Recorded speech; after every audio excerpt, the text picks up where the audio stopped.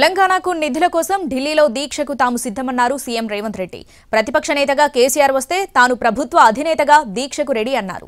దీక్షకు కేసీఆర్ అవసరం లేదని రక్షణ కవచంగా తాము నిలబడతామన్నారు బీఆర్ఎస్ నేత హరీష్ రావు. ఇటీ రెండు పార్టీలకు పాలన చేతగాక తమపై పడుతున్నాయని ఎదురుదాడికి దిగారు కిషన్ రెడ్డి. రాష్ట్ర విశాల ప్రయోజనాల దృష్ట్యా అక్కడ కల్వకుంట్ల తారక రామారావు గారు, ఇక్కడ తన్నీర్ హరీష్ రావు గారు దీక్ష గురించి ప్రతిపాదించారు. తప్పకుండా జంతర్ మంతర్లో చంద్రశేఖరరావు గారిని రమ్మనుండ్రి.